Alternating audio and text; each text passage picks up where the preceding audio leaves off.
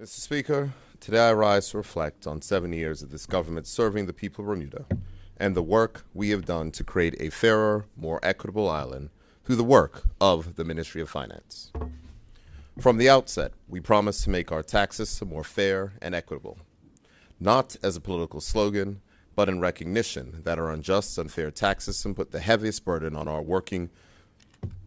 poor and our working class Bermudians. At the heart of our vision, we have worked tirelessly to provide relief to the Bermudians who needed it most, reducing their tax burden and shifting it to those who could afford to pay their fair share. Mr. Speaker, when this government presented its first budget statement in 2018, it reflected the needs and desires of the average Bermudian. It reflected the concern of single parents struggling with the cost of daycare, families whose incomes barely cover their monthly expenses, students unsure of their future in Bermuda, and seniors worried about their dwindling savings. It was them who shaped our vision, and it was them to whom our commitment was clear, to present policies that served all Bermudians, not just the privileged few. Mr. Speaker, over the past 7 years, we have delivered tangible relief to Bermudians while investing in critical areas such as education, affordable housing, infrastructure, support for our seniors, economic development, and social programs for our young people. Mr. Speaker, under this PLP government, working people in Bermuda pay significantly less in payroll taxes than they did under the One Bermuda Alliance. In 2016, Bermuda's workers paid the highest payroll tax in history.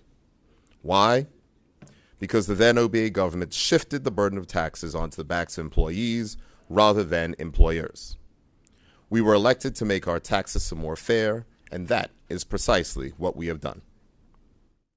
Over the last 7 years, we've reduced payroll taxes for workers in Bermuda to the lowest level in history, with some seeing their payroll taxes fall by 90%. Mr. Speaker, the workers in this country making $48,000 a year paid $2,280 per year in payroll taxes before we were elected. Today, they are paying $240 a year. That is a 90% cut for workers who are challenged to make ends meet. Think about what an extra $2,000 means to a family of four or a single parent working more than one job. They get to keep more of what their hard work has earned. Mr. Speaker, the median income in Bermuda is $66,000. And workers earning this amount have seen their payroll taxes fall by 43% since we took office, saving the average family $2,800 a year in taxes. If payroll tax rates had remained the same as the level set by the One Bermuda Alliance, the average worker would have seen an additional $5,000 deducted from their paychecks, worsening the impact of global inflation on Bermuda families struggling to make ends meet. Mr. Speaker, it is a fact that working people in Bermuda are paying less to the government in taxes, carrying less of the unfair tax burden the OBA placed on them, and getting to keep more of the money they earn to spend on the things they need for their families. That is the difference when your ethos is focused on doing the best you can for the working people of Bermuda and not just for the rich and privileged.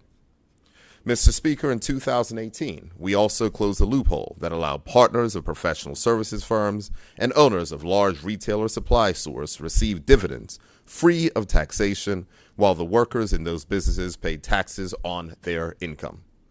Since then, the country has benefited from additional revenues that have enabled this government to invest in additional services for the most vulnerable in our community.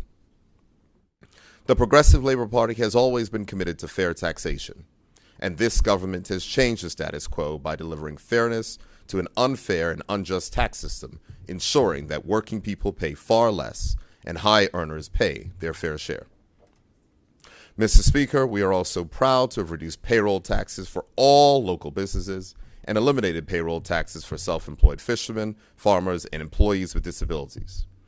These tax reductions have provided relief to local businesses, enabling them to continue operations, hire more workers, and improve their bottom line. Additionally, we introduced a one-year tax holiday for new local businesses to further support local business and encourage job creation.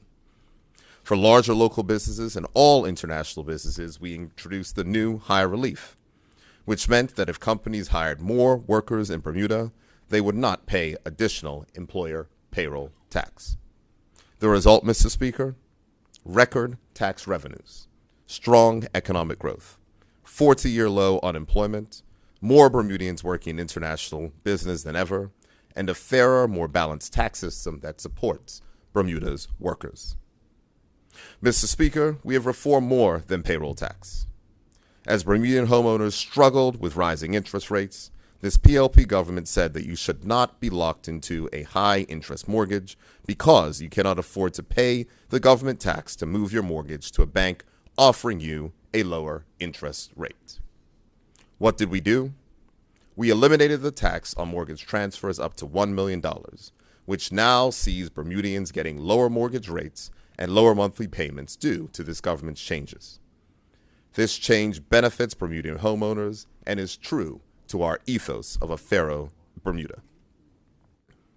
Mr. Speaker, regarding customs duty, this government eliminated duty on 33 essential goods, school uniforms, aggregate for construction, sporting clubs, youth programs, and nursery equipment. However, one of the most significant actions taken on customs duty was when gasoline prices hit record highs worldwide in 2022, but not in Bermuda. Why, Mr. Speaker? It is because this PLP government took quick action to freeze the price of gasoline so that families, small business, and tourism ambassadors would not have to pay more at the pump. When it came to vehicle licensing costs, we acted there too, Mr. Speaker. No one thought that any government would reduce fees at TCD, but we did, reducing car licensing fees by 10%. Mr. Speaker, in 2017, our seniors felt unheard and unsupported. They had been told that money doesn't grow on trees and made to feel like their contributions to this island were unappreciated. We rejected that approach and pledged to do right by our seniors to ensure their pensions kept up with the rate of inflation. Mr. Speaker, promise made, promise kept. And we said, as we said we would in 2017, this government has increased pensions to keep pace with inflation, ensuring that our seniors can live with dignity. Mr. Speaker, I can share with honorable members and the people of Bermuda that on Tuesday, the Cabinet approved a further 2.4% increase for seniors' pensions in line with the inflation rate.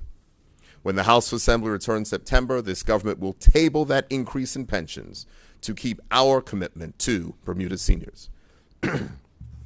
Finally, Mr. Speaker, this government has successfully designed Bermuda's first corporate income tax in line with the global minimum tax, which will yield significant benefits for Bermuda's future.